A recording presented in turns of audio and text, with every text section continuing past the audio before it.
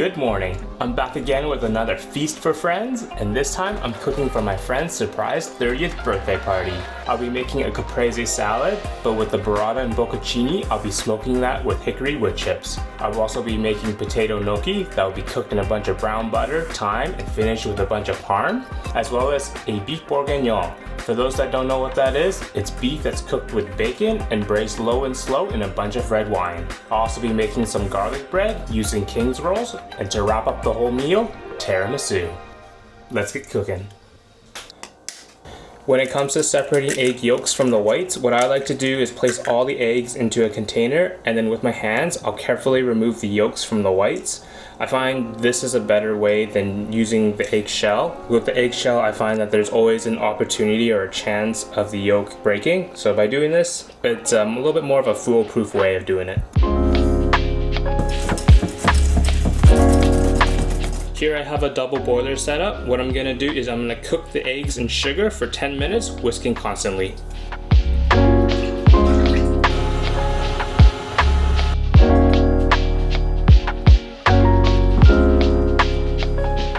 Now that we've incorporated the mascarpone and vanilla, we're gonna whisk in half of the whipping cream, and then we'll fold in the remaining.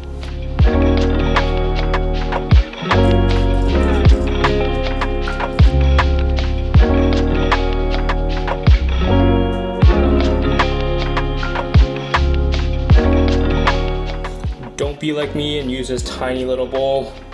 Use a bigger one. Now that our whipped cream has been incorporated, it's time to assemble.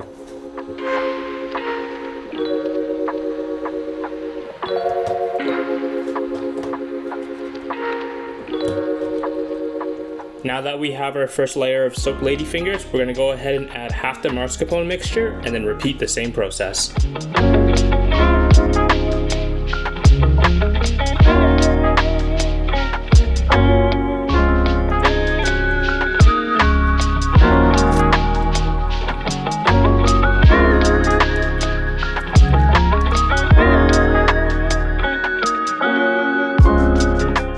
Tiramisu is assembled, all that's left to do is dust it with some cocoa powder, cover it, and let it set in the fridge overnight.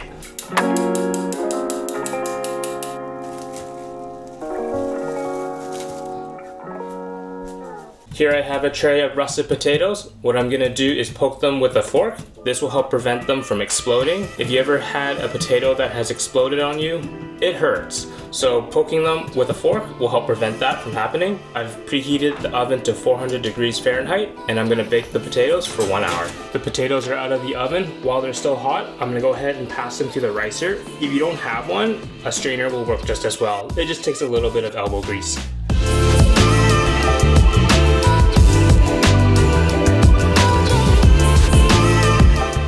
If you have oven mitts or a rag, feel free to use them. These potatoes get pretty hot.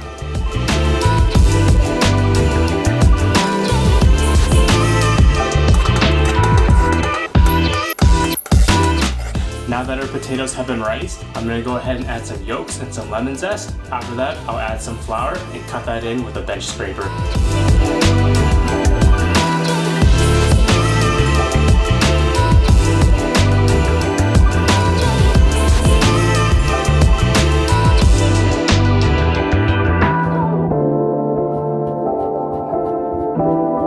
Once you've added the flour to the potato, use a bench scraper to cut the flour into the potato. That will help prevent the flour from developing any gluten and the gnocchi from going gummy. You want to do most of the incorporating with the bench scraper, and then at the end just knead it a couple of times until it forms a ball. Now that our gnocchi dough has been made, what I'll do is I'll make a small test batch. If the dough falls apart in the boiling water, then I need to knead the gnocchi just a little bit longer. But if it all holds together, then you're good to go. The gnocchi is held, time to start rolling it all out.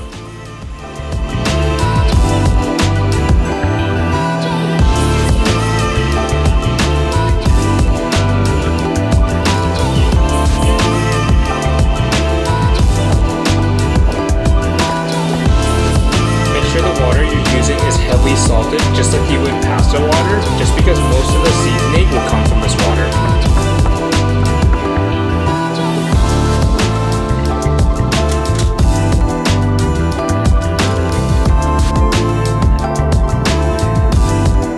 At this point, the gnocchi is done. I'm just gonna let this cool, transfer it into another container, and leave it in the fridge until tomorrow.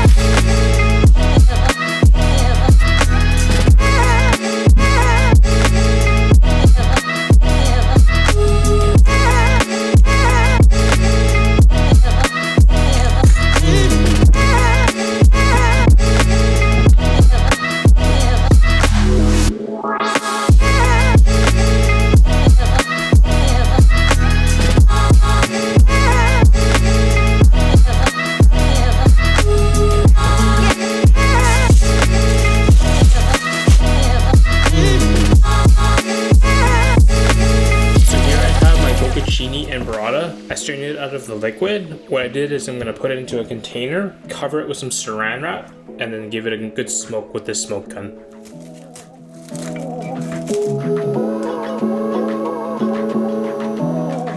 At this stage, I'm going to let the cheese smoke for about 10 minutes. After that, I'll hit it with some more smoke and repeat the process 2 more times.